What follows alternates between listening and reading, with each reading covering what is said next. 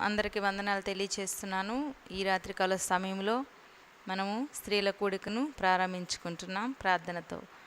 మహాగణుడా, మహోన్నతుడా, సర్వసృష్టికి ఆధారభూతుడా, స్తోత్రము నాయన. పరిశుద్ధుడు పరిశుద్ధుడని దూతగణముల చేత కొనియాడబడుచున్న దేవుడు నాయన. నిత్యము సెరుబుల చేత తండ్రి నాయన కొనియాడబడుచున్న దేవుడు తండ్రి. ఈ దీనుల చేతను కూడా నాయన ప్రతిదినము నిత్యము తండ్రి స్తుతిని అందదగిన దేవానికి స్తోత్రము చెల్లిస్తున్నాము నాయన. అయ్యా తండ్రి, ఈ సమయంలో మీ సన్నిధి మాకు తోడుగా ఉండి నడిపించండి ప్రభువా. ఈ కూడిక ఆది నుండి అంతవరకు మీ చిత్తానుసారంగా జరిగించమని ప్రభువైన యేసుక్రీస్తు నామములో అడిగి వేడుకుని ప్రార్థన చేయుచున్నాం తండ్రి, ఆమేన్. ఒక పాట పాడుకొని ప్రభువుని గణపరుచుకుందాం. నీ కృపలేని చో ఒక క్షణమైనను నీ నిలువ జాలనో ప్రభు నే పాట పాడుకొని ప్రభువుని గణపరుచుకుందాం. ఇంతవరకు మనలను కాపాడిన దేవా, ఆ దేవాది దేవుణ్ణి మనము మహిమపరుచుకుందాం. నీ కృపలేనిచో ఒక క్షణమైనను నీ నిలువ జాలనో ప్రభు. నీ కృపలేనిచో ఒక క్షణమైనను నీ నిలువ జాలనో ప్రభు. ప్రతి క్షణం కనుపాపలా నన్ను కాయుచున్న దేవుడా.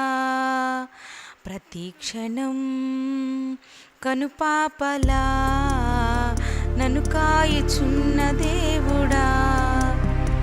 నీ కృపలేనిచో ఒక క్షణమైనను నీ నిలువ జాలనో ప్రభు. నీ కృపలేనిచో ఒక క్షణమైనను నీ నిలువ జాలనో ప్రభు. స్తోత్రం పరిశుద్ధుడా, స్తోత్రం. ఈ ఊపిరి నీదేనయ్యా, నీవిచ్చిన దానం నీకై. నా ఆశ నీవేనయ్యా, నా జీవితమంతా నీకై. ఈ ఊపిరి నీదేనయ్యా, నీవిచ్చిన దానం నీకై. నా ఆశ నీవేనయ్యా, నా జీవితమంతా నీకై. నిన్ను నే మరతునా మరువనో ప్రభు. నిన్ను నే విడుతునా వేడునా ప్రభు. నిన్ను నే మరతునా మరువనో ప్రభు. నిన్ను నే విడుతునా విడువనో ప్రభు. నీ కృపలేనిచో ఒక క్షణమైనను నీ నిలువ జాలనో ప్రభు. నీ కృపలేనిచో ఒక క్షణమైనను నీ నిలువ జాలనో ప్రభు. నా ఐశ్వర్యమంతా నీవే ఉంచినావు, నీ దయ నాపై. నీ దయలేనిచో నాపై ఉందు నా ఈ క్షణమునకై. నా ఐశ్వర్యమంతా నీవే ఉంచినావు, నీ దయ నాపై. నీ దయలేనిచో నాపై ఉందు నా ఈ క్షణమునకై. కాచి ఉంచినావయ్యా ఇంతవరకును, నన్ను విడిపోదయ నాకున్న నీ కృపా. కాచి ఉంచినావయ్యా ఇంతవరకును, నన్ను విడిపోదయ నాకున్న నీ కృపా. నీ కృపలేనిచో ఒక క్షణమైనను నీ నిలువ జాలనో ప్రభు. నీ కృపలేనిచో ఒక క్షణమైనను నీ నిలువ జాలనో ప్రభు. ప్రతి క్షణం కనుపాపలా నన్ను కాయుచున్న దేవుడా. ప్రతి క్షణం కనుపాపలా నన్ను కాయు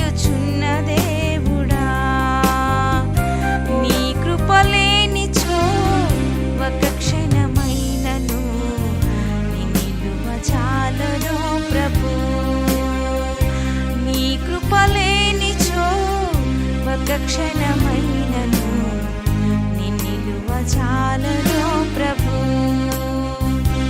దేవుని స్తోత్రం. హల్లెలూయా. ప్రభు స్తోత్రం. ఈరోజు మనము దేవుని వాక్యాన్ని ధ్యానం చేసుకుందాం. ఇంతవరకు పాటతో ప్రభువుని గణపరిచి ఉన్నాము. మన దేవుడు గొప్ప దేవుడు. ఇంతవరకు మమ్మల్ని ఆయన కృపచేత మనలను భద్రపరిచిన దేవాతి దేవుని నామములో మరొకసారి వందనాలు తెలియచేస్తా ఉన్నాను. మరి ఈరోజు ఇద్దరు స్త్రీలను గురించి మనము చెప్పుకుందామండి. పరిశుద్ధాత్మ దేవుని సహాయము మనతో ఉండి నడిపించునుగాక. పాత నిబంధన గ్రంథములో ఆదికాండములో మరి ఇద్దరు స్త్రీలను, మరి వారి పేరులు వ్రాయబడలేదు. ఆ ఇద్దరు స్త్రీలను గురించి ఈరోజు మనము ధ్యానం చేసుకుందాం. అంత్య దినములలో మనము నివసిస్తూ ఉన్నాము. అపాయకరమైనటువంటి జనుల మధ్య, సంఘటనల మధ్య మనము జీవిస్తూ ఉన్నాము. అయితే దేవాతి దేవుని కృప మనతో ఉండి మనల్ని నడిపించుచున్నది. ఆయనకే మహిమ ఘనత ప్రభావాలు చెల్లునుగాక. అంత్య దినములు అనగానే మనకి ఏమి గుర్తొస్తుంటాయి అంటే నోవహు దినములు, లోతు దినములు మనకి గుర్తుకు వస్తాయండి. మొదటిగా ఆదికాండం 6వ అధ్యాయంలో మనం 6వ వచనాన్ని మనం ధ్యానం చేసుకున్నట్లయితే నోవహు దినముల వలె మరి ఈ రోజులు ఉంటున్నట్లుగా మనం చూస్తున్నాము. ఎలా ఉన్నాయి నోవహు దినాలంటే బహుభయంకరమైనటువంటి దినాలు. 6వ అధ్యాయము 5వ వచనంలో నరుల చెడుతనము భూమి మీద గొప్పదనియు వారి హృదయం యొక్క తలంపుల్లోని ఊహ అంతయు ఎల్లప్పుడూ కేవలము చెడ్డదనియు యెహోవా చూచి తాను భూమి మీద నరులను చేసినందుకు యెహోవా సంతాపపు నొంది తన హృదయములో నొచ్చుకొనిను అని దైవ గ్రంథం సెలవిస్తూ ఉంది. మరి నోవహు దినములు ఎలా ఉన్నాయంటే మరి ప్రజలు, ఆనాటి ప్రజలు, నోవహు దినములలో ఉన్నటువంటి ప్రజలు మరి నారు నాటుచు, అమ్ముచు, కొనుచు, పెండ్లాడుచు, పెండ్లికి ఇయ్యబడుచు వారి ఇష్టానుసారంగా జీవిస్తున్న కాలములో దేవాతి దేవుడు నరులను చూచినప్పుడు వారి హృదయ ఆలోచనలన్నీ కూడా కేవలము చెడ్డగా ఉన్నాయి. అప్పుడు దేవుడైన యెహోవా నరులను చేసినందుకు మరి చాలా బాధపడ్డాడు అని నోవహు ద్వారా మనం తెలుసుకోవచ్చు. ఈ దినములలో కూడా మరి నోవహు దినముల వలె ఈ అంత్య దినాలను మనం చూస్తున్నాం. అంత్య దినాలలో నివసించు వారికి మరి హెచ్చరికగా ఈ నోవహు భార్య ఉండినట్లుగా మనము చూస్తామన్నాము. మరి నోవహు భార్య గురించి మరి ఎక్కువగా వ్రాయబడలేదు. కానీ మరి నోవహు భార్య పేరు నయమ. బైబిల్ గ్రంథంలో వ్రాయబడలేదు లోతు భార్య పేరు, నోవహు భార్య పేరు. అయితే కొంతమంది చరిత్రకారులు మరి నయమ అని చెప్తా ఉంటారు. అయితే ఏమైనప్పటికీ వారి యొక్క పేర్లు బైబిల్ గ్రంథంలో వ్రాయబడినప్పటికీ వారి యొక్క కొద్దిపాటి జీవితాన్ని గురించి, మన యొక్క ఆధ్యాత్మిక జీవితానికి ఎంతో ఉపయోగాన్ని ఇచ్చేటువంటి మాటలు హెచ్చరికగా ఈ అంత్య దినాల్లో జీవిస్తున్న మనము హెచ్చరిక పొందునట్లుగా దేవుని ఆత్మ నడిపింపు మరి వీరిద్దరి ద్వారా మనల్ని హెచ్చరిస్తూ వీరి జీవితాల్లో ఉన్నటువంటి ఆధ్యాత్మికమైన పాఠాలు, వేటిని మనం నేర్చుకోవాలి, వేటిని తీసివేసుకోవాలనే విషయాలు వీరి జీవితంలో నుంచి మనం నేర్చుకోవచ్చు. మొదటగా నోవహు భార్య చూస్తే ఆదికాండం 6వ అధ్యాయం 9వ వచనములో నోవహు భార్యని గురించి చెప్పుకోవాలంటే నోవహుని గురించి మనం కొద్దిగా చెప్పుకోవాలండి. నోవహు వంశావళి ఇదే. నోవహు నీతిపరుడును మరి నిందారహితుడునై ఉంటున్నాడు. తన తరములో నిందారహితుడునై ఉండెను. నోవహు దేవునితో కూడా నడిచినవాడు అని వ్రాయబడినది. నోవహును గురించి ఇరుగు పొరుగువారు సాక్ష్యం ఇవ్వలేదు, కానీ మరి ఎవరెవరో సాక్ష్యం ఇవ్వలేదు, కానీ స్వయంగా దేవాతి దేవుడే నోవహును గురించి సాక్ష్యం ఇస్తూ ఉన్నాడు.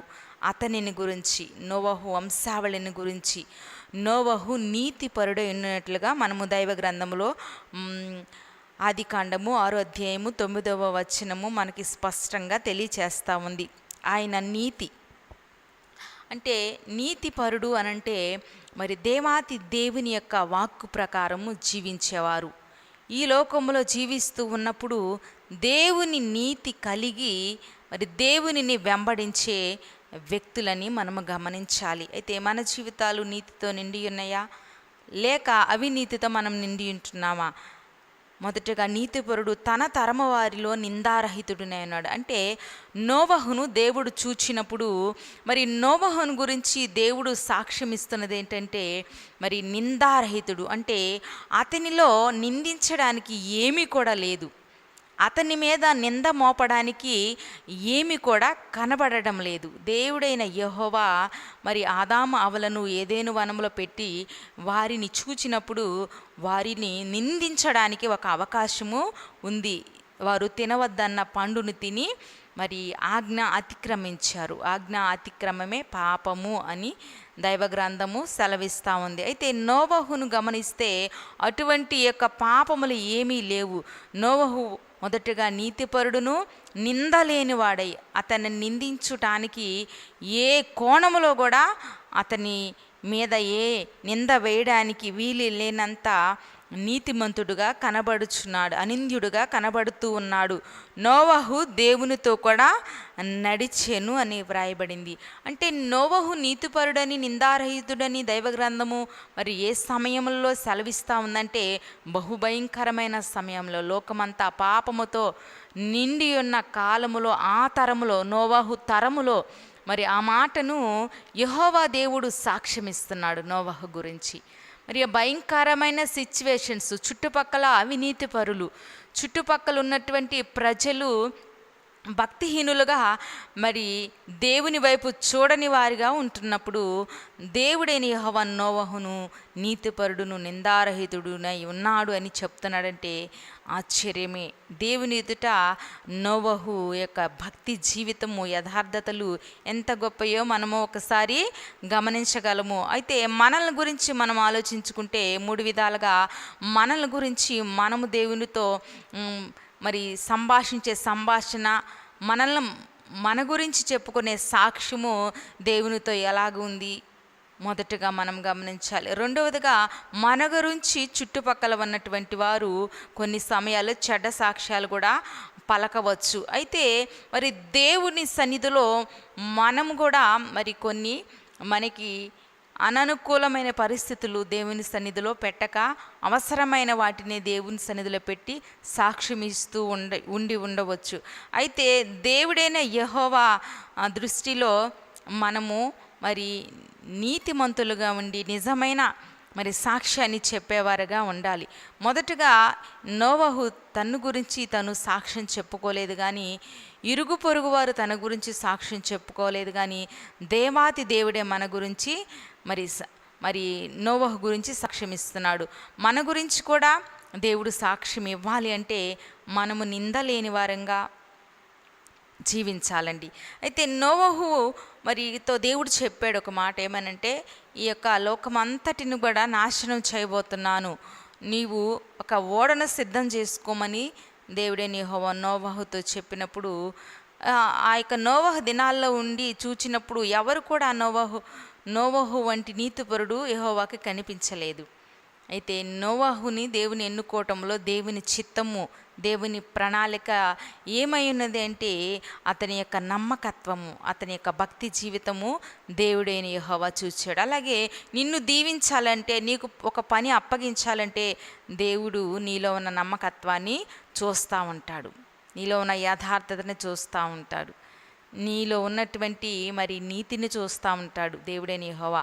అయితే అక్కడ నేను చెప్పాలనుకుంటున్న విషయం ఏంటంటే 18వ వచనంలో, అయితే నీతో కూడా నా నిబంధనను స్థిరపరచెదను, నీవును నీతో కూడా నీ కుమారులను నీ భార్యయు నీ కోడండ్రును ఓడలోనికి ప్రవేశింపవలెను. నోవహుకి 3 కుమారులు, ఒక భార్య, ఒక కుటుంబము.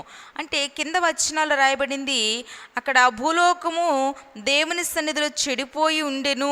ఆ చెడిపోయినటువంటి ఆ తరములో మరి నోవహుని ఎన్నుకున్నాడండి దేవుడు. మరి భూలోకములో దేవుని సన్నిధి మరి చెడిపోయి ఉన్నప్పుడు, భూలోకము బలాత్కారంతో నిండి ఉన్నప్పుడు దేవుడు భూలోకమును చూచినప్పుడు అది చెడిపోయిండెను. భూమి మీద సమస్త శరీరులను తమ మార్గములను చెరిపివేసుకునేవారుగా జీవిస్తూ ఉన్నారు. అయితే దేవుడైన యెహోవా మరి సమస్త శరీరులను వారి యొక్క పాపమును బట్టి, వారు తమ్మును తాము చెరిపి వేసుకుంటున్నటువంటి విధానమును బట్టి, వారి హృదయ చెడుతనమును బట్టి దేవుడు చూచినప్పుడు శరీరులందరినీ, అనగా అముకులో, నాసికా రంధ్రములో జీవవాయువున ప్రతి మరి సర్వ శరీరులను కూడా దేవుడు నాశనం చేయాలని ఉద్దేశించాడు. మరి దేవుడైన యెహోవా నోవహుని మరి ఓడ కట్టమని చెప్పినప్పుడు మరి ఎన్నో అక్కడ మెజర్మెంట్స్ ఇచ్చి కూడా నోవహు చెప్పాడు. అంటే ఇప్పుడు నోవహు గురించి మనం అంతగా వివరించుకోవటం కాదు, కానీ నోవహు భార్యను గురించి మనం ఇప్పుడు చెప్పుకుందాం. అయితే ఇక్కడ నోవహు భార్య పాత్ర కూడా ఎంతో ఉందండి. మరి అతనికి 3 కుమారులు, 3 కోడళ్ళు. మరి ఆ క్లిష్టమైన మరి చెడిపోయినటువంటి ఆ ప్రజల మధ్య మరి ఈ కుటుంబం ఎలా ప్రత్యేకంగా ఉన్నదంటే, కుటుంబముతో వారు దేవుని సన్నిధిలో దేవుని పాదాల మీద పడి దేవుని మీద ఆధారపడి జీవిస్తున్నారు వారు. అయితే నోవహు భార్యను చూసినట్లయితే మనము ఆమె నోవహుకి మరి సహకారిగా ఉండినట్లుగా మనం చూస్తున్నామండి. నిజంగా చూస్తే నోవహును బట్టి తన భార్య నోవహు చెప్పినట్లుగా విన్నది. మనము పరిశుద్ధ గ్రంథంలో చూసినట్లయితే ఎవరైతే మరి భర్త చెప్పు ప్రతి మాటను మరి వింటారో మరి దేవుడు వారిని ఆశీర్వదిస్తాడండి. ఈ రోజుల్లో ఎంతోమంది భర్తలకి లోబడని విధంగా ఉండి దైవ ఉగ్రతకు పాలైపోతూ ఉన్నారు. ఎన్నో కుటుంబాలు చెడిపోతూ ఉన్నట్లుగా మనం చూస్తున్నాము. దేవుని సన్నిధిలో దేవుడు నీతో నిత్య నిబంధన చెయ్యాలి అని అంటే నీవు నీ భర్త మాట వినాలి. ఒకవేళ భర్త మార్పు లేకపోయి ఉంటే దేవుడైన యెహోవా భర్తను గురించి కూడా మరొక మాట పత్రికల్లో వ్రాయబడింది. అవిశ్వాసి అయిన మరి భర్త ఉంటే విశ్వాసి అయిన భార్య వలన మరి భర్త పరిశుద్ధపరచబడును అని దేవుని వాక్యము సెలవిస్తూ ఉంది. కొరింథీయులకు రాసిన పత్రికలో ఆ మాట వ్రాయబడింది. 7వ అధ్యాయం 14వ వచనంలో, అవిశ్వాసి అయిన భర్త భార్యను బట్టి రక్షించబడును. ఎలాగంటే ఇంకా దేవుని వాక్యం పత్రికల్లో వ్రాయబడింది ఏమనంటే, అక్కడ మరి మంచి మంచి బోధలు మరి యజమానులకి కుటుంబంలో ఉన్న పురుషులకు చేయడము కాదు, కానీ వారికి ప్రసంగాలు చేయడము కాదు, కానీ దైవ సన్నిధిలో మరి వారు తమ నీతి ప్రవర్తన ద్వారా సత్ప్రవర్తన అని దైవ గ్రంథం సెలవిస్తూ ఉంది. వారి సత్ప్రవర్తన ద్వారా అవిశ్వాసి అయిన భర్తని మరి రాబట్టుకొనవచ్చును. మరి ఎన్నో వాక్యాలు వల్లించి ఎంతో ప్రార్థన చెప్పినంత మాత్రాన భర్తలకు రక్షణ కలుగుదు. కానీ ఒక భర్త రక్షించబడాలంటే స్త్రీ యొక్క మరి వారి యొక్క యథార్థత, నడవడిక, మరి వాక్య క్రమంలో స్త్రీ నడుస్తున్నప్పుడు భార్యలు వాక్యము లేకుండానే భర్తల్ని రాబట్టవచ్చు అనే వాక్యము మరి ఎంత లోతుగా మరి భక్తుడైన పౌలు చెప్తున్నాడు కదా. దేవుని వాక్యము స్పష్టంగా మనతో వివరిస్తూ ఉన్నప్పుడు, వాక్యం వైపు మనం మళ్ళినప్పుడు దేవుడు మన జీవితాల్లో కార్యం చేస్తాడు. ఎంతోమంది మరి ప్రార్థన అవసరతలు కోరుతూ ఉంటారు. ఏమనంటే మరి భర్తకు రక్షణ లేదు, ప్రార్థించమని అడుగుతూ ఉంటారు. ఎంతోమంది పురుషులు మరి రక్షణ లేకుండా జీవిస్తూ ఉన్నారు. ఎక్కువ మంది మందిరాల్లో చూస్తే స్త్రీలే కనిపిస్తూ ఉంటారు, పురుషులు తక్కువగా ఉంటారు. ఎందుకంటే వారు రక్షించబడరు. మరి నా భార్య వెళ్తే చాలే అనుకుంటున్నారు. మరి ఎంతమంది భార్యలు మరి భర్తల గురించి ఒక బాధ్యత కలిగి ఉంటున్నారు అని గమనిస్తే, ఇక్కడ మరి నోవహు ఓడ కట్టడంలో ఉన్న ఉద్దేశం, మొదటిగా దేవుడు మరి నోవహుని ఎన్నుకున్నాడు. తరువాత ఈ నోవహు భార్య మరి నయమా అయితే భర్తకి ఒక ప్రోత్సాహాన్ని ఇస్తూ ఉంది. మనం కూడా భర్తని ఎంకరేజ్ చెయ్యాలి, ప్రోత్సాహపరచాలి, మంచి పనులు చేస్తున్నప్పుడు ప్రోత్సాహపరచాలి. అంతేకాని మనము నిరుత్సాహంతో కూడిన మాటలు, మరి అపజయంతో కూడిన మాటలు, మరి అబద్ధాలతో కూడిన మాటలు, మరి వెనక్కి లాగే మాటలు మనం మాట్లాడుతుంటే అది మన కుటుంబానికి ఏమంత ఆశీర్వాదము కాదు. అయితే ఇక్కడ ఈమె మొదటిగా చూస్తే మానవ జీవితంలో ఒక మరి పుట్టుక దీని మీద అనేది ఉంటుంది. తరువాత యవ్వనం అనేది ఉంటుంది. మరి తల్లి స్థానము, భార్య స్థానము, అత్త స్థానము, కోడల స్థానం ఇలా ఉంటుంది. అయితే ఈ నోవహు భార్యను గమనిస్తే ఈమె ఒక భార్య స్థానాన్ని మనము గుర్తించగలము. ఈ భార్యగా ఉండి తన యొక్క మరి ఓడలో మరి దేవుడైన యెహోవా మరి జంతువులను, పక్షులను అన్నిటిని కూడా మరి ఆ ఓడలో ప్రవేశింప చేయమని చెప్పినప్పుడు మరి తన భర్తతో ఎంతో సహకరించి ప్రోత్సాహాన్ని అందిస్తూ ఈమె నడిచినట్లుగా మనం చూస్తున్నాము. నిజంగా కుటుంబం కట్టబడాలంటే, కుటుంబం ఆశీర్వదించబడాలంటే, మరి కుటుంబంలో యజమాని చేసే పని సఫలీకృతం కావాలంటే భార్య ప్రోత్సాహం ఎంతో అవసరము, ప్రార్థనా శక్తి ఎంతో అవసరమండి. అలాగే ఈమె భార్య స్థానాన్ని మరి దేవుడు ఇచ్చినటువంటి ఆ స్థానాన్ని ఈమె నమ్మకముగా కొనసాగించి మరి భర్తకి తోడ్పాటుగా ఉందండి. నిజంగా చూస్తే మరి అనేక మందికి ప్రకటిస్తున్నాడు నోవాహు, మరి జలప్రళయం రాబోతుంది, దేవుని ఉగ్రత కుమ్మరించబడబోతుంది, మారు మనసు పొందండి, ఓడలోనికి రండి అంటే వారందరూ నోవాహుని హేళన చేశారు, తక్కువగా మాట్లాడారు.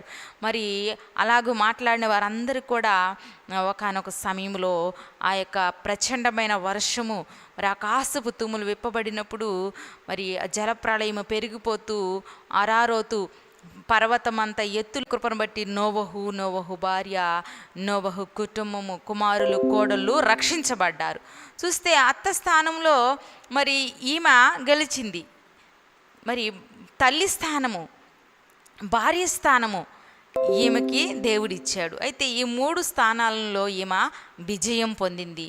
మన జీవితాల్లో కూడా మనం విజయం పొందుతున్నామా? మనకివ్వబడిన స్థానము ఏమైనదో మనం గుర్తించి దానిలో నమ్మకంగా జీవించి మరి దైవ ఆశీర్వాదాలు పొందుదామంటే, అయితే దేవుడు వాగ్దానం చేస్తున్నాడు నోవహుతో, నీతో కూడా మరి నా నిబంధన నేను స్థిరపరుస్తాను, భర్తతో నిబంధన స్థిరపరుస్తానంటే మరి దేవుడు నీతో కూడా భార్యతో చేసినట్లే. కనుక భార్యాభర్తలు ఇద్దరు కలిసి దేవునితో నడుస్తున్నప్పుడు ఆ కుటుంబాల్లో మరి ఏమాత్రము సమస్యలు ఉండవు. అయితే దేవుడు చెప్తున్న నీ కుమారులు, నీ భార్యయు, నీ కోడండ్రును ఓడలో ప్రవేశించును. అయితే కొన్ని దినాలు మరి ఆ యొక్క ఓడలో ఉన్నప్పుడు మరి ఎలా ఉన్నారో తెలియదు. మరి లాక్డౌన్ కారణంగా ఎంతోమంది గృహాల్లో ఉన్నారు, మరి ఎంత విసిగిపోతూ ఉన్నారు కదా. అయితే దేవాతి దేవుడు కృపను బట్టి వారు అన్ని దినాలు ఓడలోనే ఉండి మరి ఆ పక్షులను, ఆ జంతువులకు ఆహారం సిద్ధపరచడంలో ఎన్నో ఉంటాయి.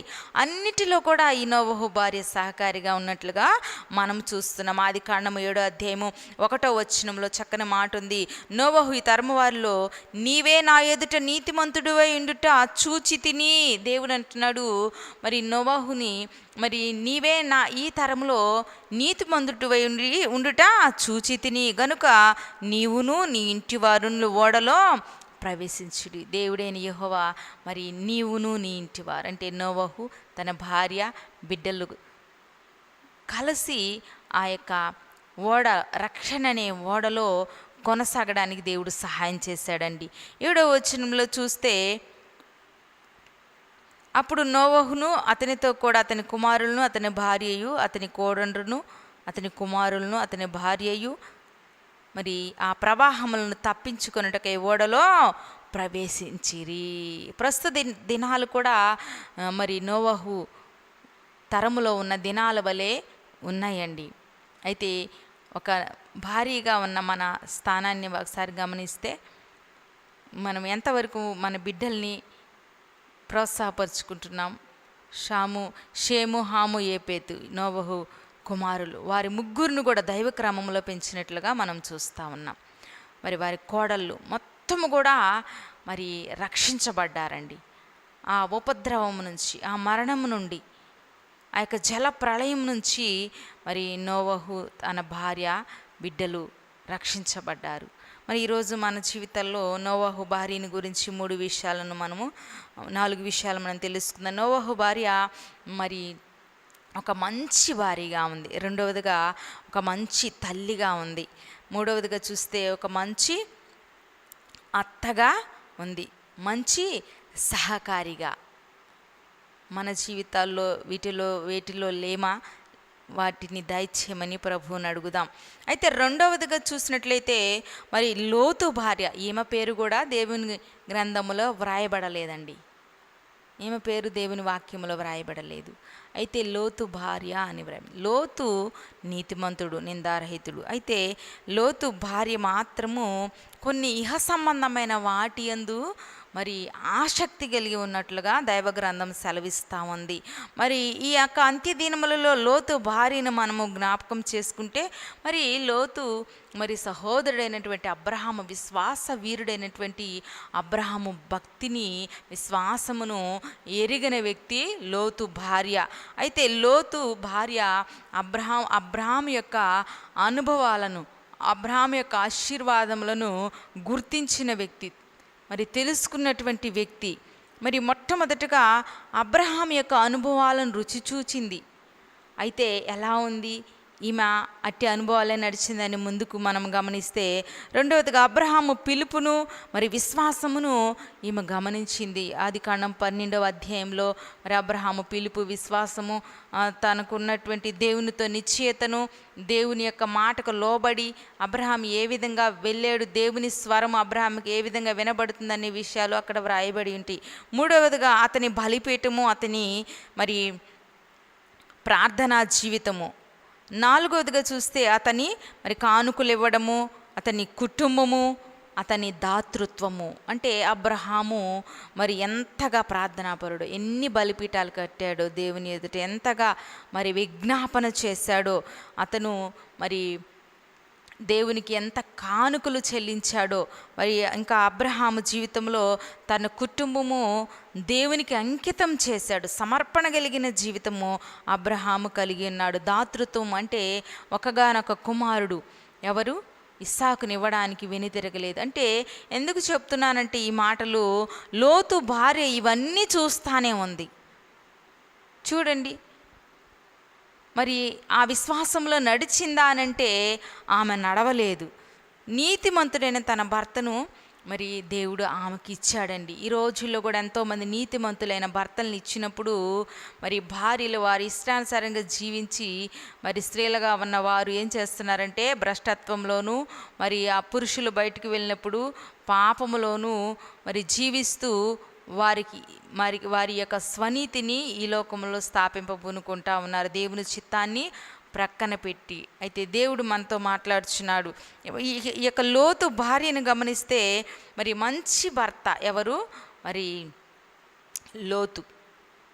అయితే 2 పేతురు పత్రికలో 2వ అధ్యాయం 7-8 వచనాలను చూద్దామండి. ఆ వాక్యాలు చదువుకుందాం. 2 పేతురు పత్రిక 2వ అధ్యాయము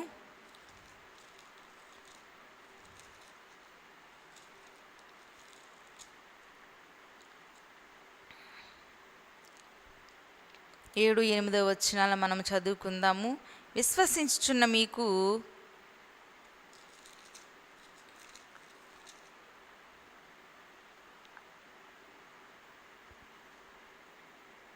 మరియు ఆయన సొదొమ గొమొర్రాలను పట్టణములను భస్మము చేసి ముందుకు భక్తిహీనులకు వారికి దృష్టాంతరముగా ఉంచుటకై వాటికి నాశనము విధించి దుర్మార్గుల కామ వికారమైన నడవడి చేత బహు బాధపడిన నీతిమంతుడగు లోతును తప్పించెను. హల్లెలూయా. దేవాతి దేవుడు లోతు యొక్క నీతిని బట్టి మరి ఆ భయంకరమైనటువంటి పాపంలో ఉన్న ప్రజల మధ్య నుండి దేవుడు తప్పించాడు. దుర్మార్గుల కామ వికారయుక్తమైన నడవడి చేత ప్రజలు ఉంటున్నప్పుడు ఆ నీతిమంతుడు వారి మధ్య కాపురం ఉండి, అంటే ఇక్కడ లోతును గురించి అతని యొక్క క్యారెక్టర్, ఇక్కడ అతని గురించి దేవుడు ఇస్తున్న సాక్ష్యం ఏంటంటే మరి ఇక్కడ లోతు నీతిమంతుడు అని రాయబడింది. కానీ లోతు భార్య లోక సంబంధిగా జీవిస్తున్నట్లుగా ఉంది. మరి ఆమె ఎందుకు లోక సంబంధిగా ఉంది? ఆమెకి ఏమైనా వాక్యం తెలీదా? వాక్యం వినలేదా అంటే వాక్యము అని కాదు, కానీ అక్కడ దేవుని ఎడల భక్తి జీవితము. అబ్రహాము, లోతు సహోదరుడైన అబ్రహాము, లోతు వారు చేసే మరి దేవుని కొరకు చేసే మంచి కార్యాలు, ప్రార్థన విజ్ఞాపనలను, బలిపీఠాలు కట్టడము, మరి ఈమె చూస్తున్నప్పటికి కూడా ఆమెల విశ్వాసం పెరగలేదు. ఆమె దేవుని కొరకు ప్రయాసపడని వ్యక్తిగా జీవిస్తూ ఉన్నదన్నమాట. అందుకని ఈ లోతు భార్య వలె మనము ఉండవద్దు అని మరి దేవుడు మనతో మాట్లాడుతున్నాడు. మరి లోతును గురించి తన భార్యని గురించి రెండవదిగా మనం చూస్తే సొదొమ మరి కాపాడబడాలని మరి అబ్రహాం ఎంతగానో ప్రార్థన చేస్తాడు, విజ్ఞాపన చేస్తాడు, మనకు తెలుసు.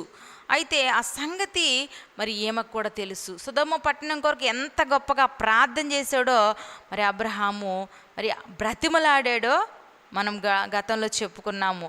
ఈమెకు తెలుసు ఈ సొదొమ గొమొర్రా పట్టణము నాశనము కాకుండానట్లుగా భక్తుల యొక్క ప్రయాసనేమో చూచింది. అయినా కూడా ఈమెలో భక్తి ఏమాత్రము మరి ఎక్కువ కాలేదండి.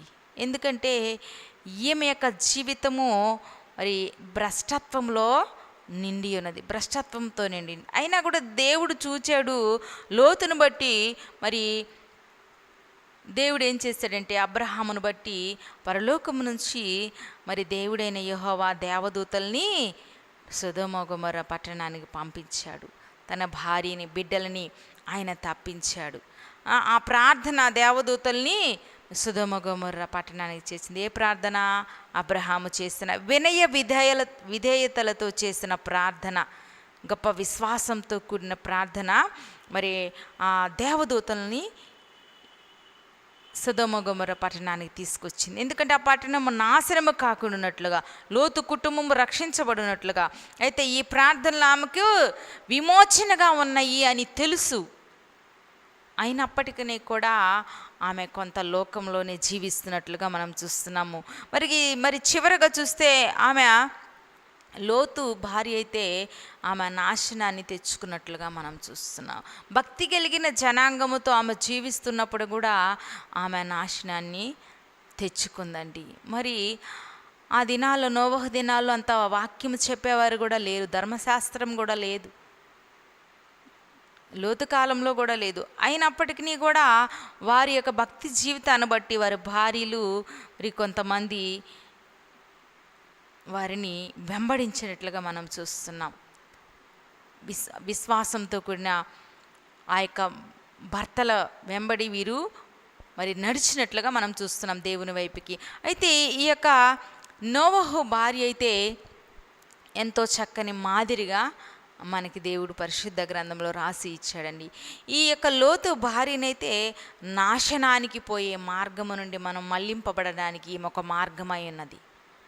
నిజంగా చూస్తే నీతిమంతుడైన భర్తని పెట్టుకొని మరి ఈమె ఎంత మరి అనీతితో జీవిస్తూ ఉన్నది. ఆమెకి ఎంతో సంపద ఉందండి, ఎంతో సంతోషం ఉంది, ఎంతో ఆస్తిపాస్తులు ఉన్నాయి, అయితే మరి ప్రత్యేకతలు ఉన్నాయి.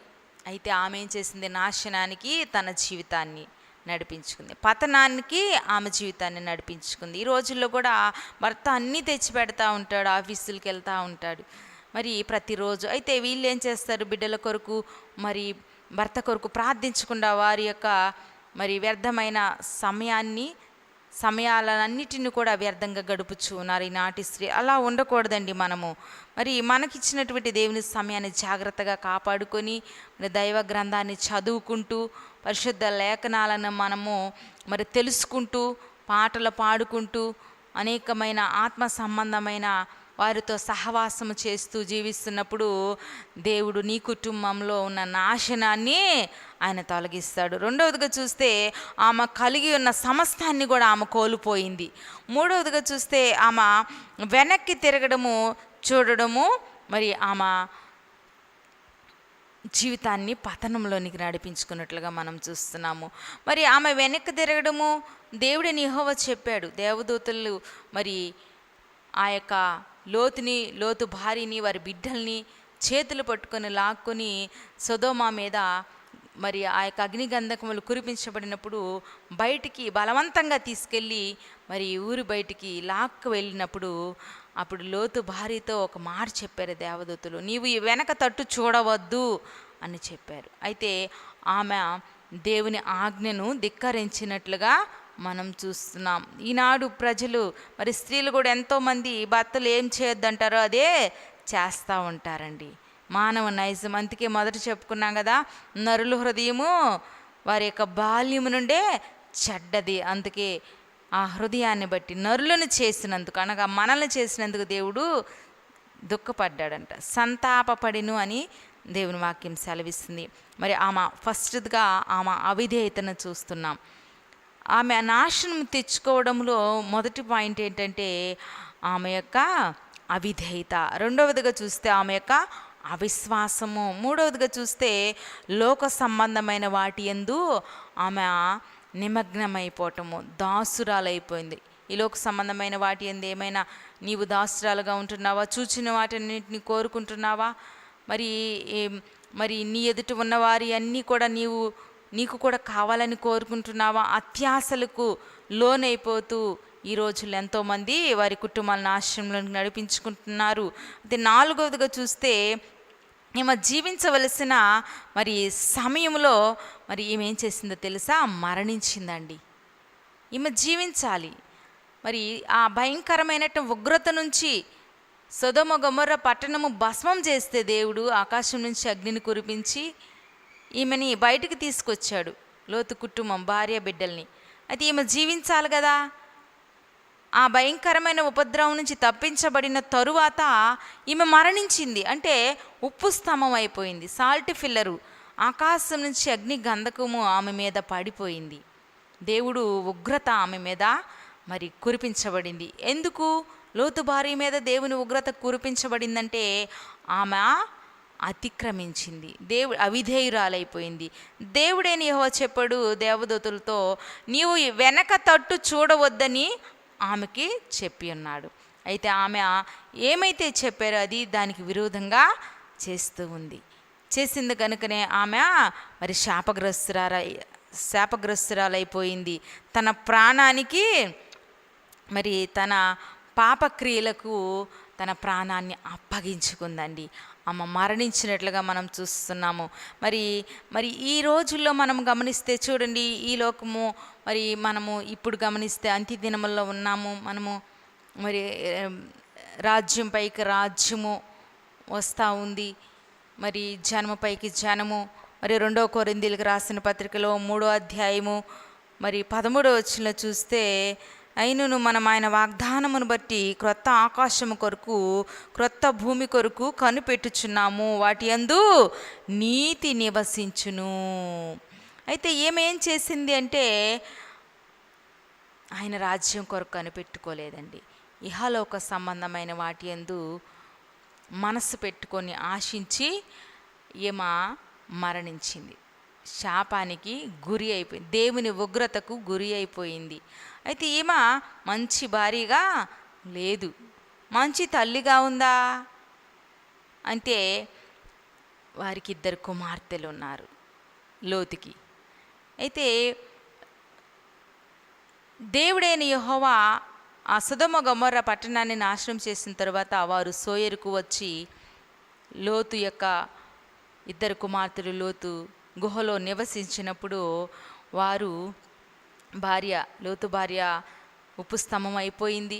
ఇంకా ముగ్గురు ఒక గుహ దగ్గర ఉండినప్పుడు మాకు ఇక సంతానం లేదే అని చెప్పి వారు తండ్రితో పాపము చేసినట్లుగా మనం చూస్తున్నాం.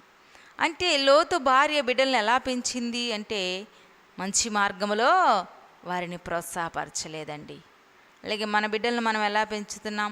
వారు తండ్రితోనే పాపము చేసి అక్రమ మరి బిడ్డలను కని శాపగ్రస్తమైన బిడ్డల్ని, శత్రు సంతానాన్ని కనినట్లుగా మనము చూస్తున్నామండి. అలాగ మన బిడ్డలు ఉండటానికి వీలేదు. ఎంతోమంది బిడ్డలు ఈ రోజుల్లో చూస్తే దేశదిమ్మరులుగా ఉంటున్నారు, పాపములో జీవిస్తున్నారు. ఎంతోమంది తల్లిదండ్రులకు అవిధేయులుగా జీవిస్తూ ఉన్నారు. అంటే బిడ్డల యొక్క మరి పరిస్థితిని తల్లిదండ్రులు గమనించకపోవడమే, తల్లిదండ్రులు బిడ్డల్ని సరైన విధానంలో పెంచకపోవడమే. అంటే ఇప్పుడు మనము నోవహు భార్య ఎలా బిడ్డల్ని పెంచుకుంది, మరి ఓడలోకి ప్రవేశింపజేస్తుంది. లోతు యొక్క భార్య మరి ఆమె ఎలా ఉంది, ఆమె యొక్క బిడ్డల్ని ఎలా నడిపించుకుంది అనే విషయాలు మనం చూస్తే బహు భ్రష్టత్వంలోనికి లోతు భార్య తన బిడ్డల్ని నడిపించినట్లుగా మనం చూస్తున్నాం. శత్రు సంతానానికి మూల పురుషులుగా ఉన్నట్లుగా చూస్తున్నాం. మన బిడ్డల కొరకు మనం ప్రార్థించకపోతే మరి దేవుని శాపం మన మీద ఉంటుంది. కనుక మనం మన బిడ్డల కొరకు ప్రార్థించి అంత్య దినాల్లో మరి 2 స్త్రీలు మనము ఈరోజు చెప్పుకున్నాం. నోవహు భార్య, లోతు భార్య, వీరిద్దరికి ఉన్నటువంటి తేడాను మనం గమనిస్తున్నాం. ఉండి మన కుటుంబాన్ని కట్టుకుందాము. ఏ విధంగా రక్షణ అనే ఓడలో వారి కుటుంబం భద్రపరచబడిందో మనము మన కుటుంబము యేసయ్య రక్షణలో ముందుకు కొనసాగుదామండి. మరి ఈరోజైతే ఒక భార్యాభర్తలు బాప్తీసం పొందారు. దేవుని కృపను బట్టి వారు దేవుని ఎడల భయభక్తులు కలిగి వారి జీవితాల్ని, వారి యొక్క పాపపు జీవితములన్నిటిని కూడా ప్రభు పాదాల దగ్గర పెట్టి ప్రభు వరకు వారు తమను తాము అప్పగించుకున్నారు. ఎందుకంటే మేము అంత్య దినాల్లో ఉన్నాము, మరి ఏ రోజు ఏం జరుగుతుందో తెలియదని దైవ సేవకుడి దగ్గరకు వచ్చి వారు అడిగినప్పుడు దైవ సేవకులు వారికి బాప్తిసం ఇవ్వడము జరిగింది ఈరోజు. ఎందుకంటే మనము మన కుటుంబం రక్షించబడాలి, మన బిడ్డలు రక్షించబడాలంటే మనము రక్షించబడాలి, బాప్తిసం పొందాలి. నీటి మూలంగా, ఆత్మ మూలంగా బాప్తిసం పొందాలి. అప్పుడు నీవును నీ ఇంటివారు రక్షింపబడుదురు. యేసు నామములో బాప్తిసం పొందినప్పుడు నీవును నీ ఇంటివారు రక్షణ పొందినట్లుగా మనం చూస్తున్నాం. మరి ప్రార్థన చేసుకుందాం. ప్రభువా అయిన యేసు, నీకు వందనాలు చెల్లిస్తున్నామయ్యా. అయ్యా, నీకే కృతజ్ఞతలు చెల్లిస్తున్నాము. నోవహు భార్యను మా ముందు పెట్టారు తండ్రి, లోతు భార్యను మా ముందు పెట్టారు ప్రభా. అయ్యా, నోవహు భార్య అయితే అయ్యా తన కుటుంబాన్ని మరి నాయన కట్టుకున్నది ఓడలో. మరి నా తండ్రి నాయన కుటుంబం అంతా ప్రవేశించి ఉన్నారు, నోవహుకు సహకారిగా ఉండినట్లుగా మేము చూస్తున్నా. లోతు భార్య అయితే తండ్రి తన యొక్క బిడ్డల్ని ప్రభా శాపగ్రస్తులుగా నడిపించింది. తను కూడా లోక సంబంధిగా నిలిచిపోయి మరణించి శాపగ్రస్తురాలైపోయింది. అలాగూ మేము ఉండకుండా తండ్రి అయ్యా, మా ప్రపంచంలో ఉన్న ప్రతి బిడ్డలు ఉండకుండా సహాయం చేయండి నాయన. అయ్యా, నీ సన్నిధి మాకు తోడుగా ఉండి సహాయం చేయండి ప్రభా. అయ్యా, బహుభయంకరమైన లోతు దినాలు వంటి దినాలుగా మేము చూస్తున్నాము తండ్రి నా ప్రభా. నాయన, నోవహు దినాలు వంటి దినాలుగా మేము ఇప్పుడు చూస్తున్నాం ప్రభా. అయ్యా తండ్రి, ఎంతోమంది రక్షణ లేక అయ్యా ప్రాణాలు విడిచిపెడుతున్నారు ప్రభా. ఎంతోమంది మారు మనసు లేక, పాప క్షమాపణ లేక, ఇదిగో అనారోగ్యతలతో ఎంతోమంది తండ్రి నా ప్రభా నాయన బాధపడుతున్నారు తండ్రి. జ్ఞాపకం చేసుకోనండి తండ్రి. అయ్యా తండ్రి, వారి యొక్క తండ్రి నా ప్రభా నాయన అయ్యా మార్గములను విడిచి నీ తట్టు తిరగటానికి సహాయం చేయండి. ఎవరైతే ఈరోజు నాయన బాధల్లో, వేదనలో, శోధనలో బలహీనులుగా ఉన్నారో అట్టి వారందరినీ మీరు అయ్యా విడిపించండి ప్రభా నాయన. ఎంతమంది అయితే బానిసత్వములో తండ్రి మత్తు పానీయాలకి బానిసలుగా ఉండి జీవిస్తున్నారో ప్రభా, ఎంతమంది భార్యలు భర్తల రక్షణ లేక కన్నీటి ప్రార్థన చేస్తున్నారు, అట్టి వారిని జ్ఞాపకం చేసుకోనండి నాయన. మరి ప్రస్తుత దినాలు కరోనా మరి అయా రోగము తండ్రి అనేక విధములుగా ప్రజలను వణికిస్తూ ఉండగా ప్రభు అయిన యేసుక్రీస్తు నామంలో ఈ కరోనా వ్యాధి నుంచి మా దేశాన్ని, మా దేశ ప్రజలను, మా సంఘ ప్రజలను మీరే భద్రపరచమని మా కుటుంబాల అన్నిటిని కూడా మీ పాదాలకు అప్పగించుకుంటూ ఈ మాటలు